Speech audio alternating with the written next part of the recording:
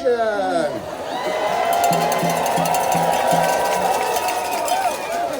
And who lives in the Chancellor's mansion? Nobody.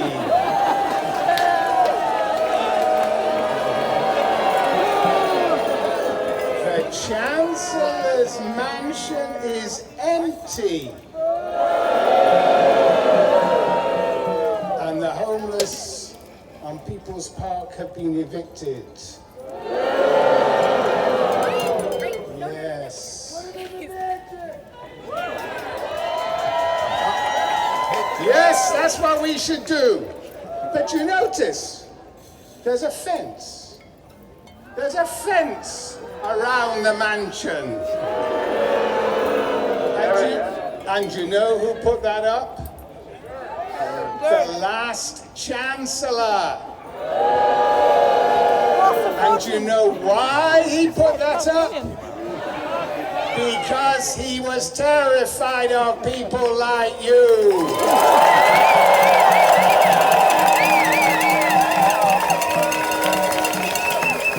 And you know what he did behind his office in California Hall? He put an escape hatch. And do you know how much this fence cost?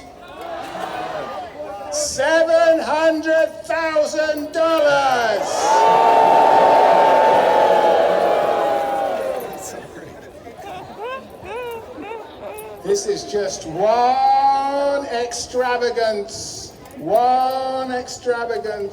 alongside misery. Wealth alongside poverty.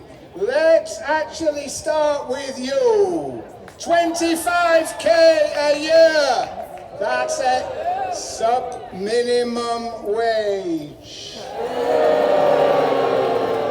What do you want? When do you want it?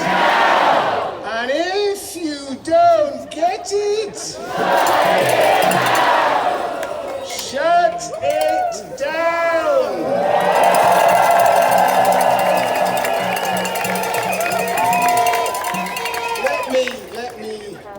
Let me tell you a few stories. One or two. You GSIs here perhaps teach 40 students. And they pay fees, 20,000 a year. That's your salary or a little bit less. And what happens to the 39 other students? What happens to their money? Where does it go? Well, one place it went was the Memorial Stadium retrofit. $445 million. Costing us, well, do you know how they wanted to finance it? Good question. By asking alumni to pay between $40,000 and $225,000 for a seat for 30 years to watch an indifferent football team. Did that work? No! Did that work? No. So now we pay $70 million a year in debt financing. And where does the money come from? Yes, it comes from you. It comes from your unpaid labor. Okay, I'm not doing this right. Thank you. Your unpaid labor, yes.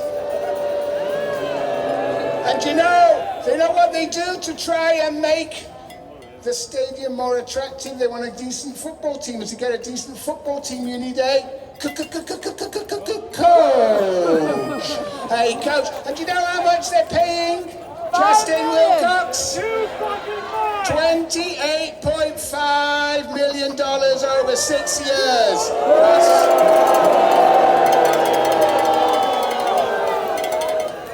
$5 million a year. Where's the money coming from?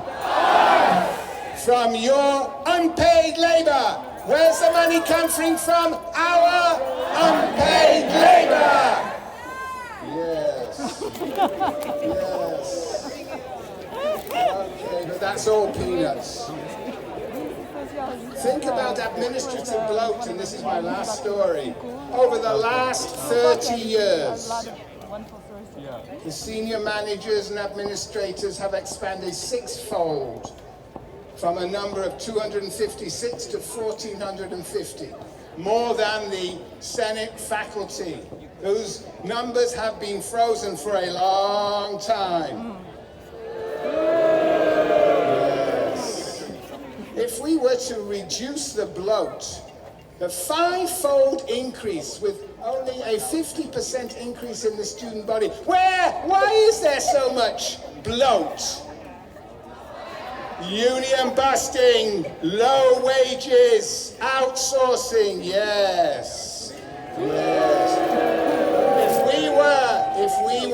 If we were in a long story about why there is administrative bloat, if we were to reduce it to 700 from 1,500, we would save a lot of money. That was the number in 2000, yes. And I calculate you could get $20,000 each per year if we reduce the size of the administration to half its present size.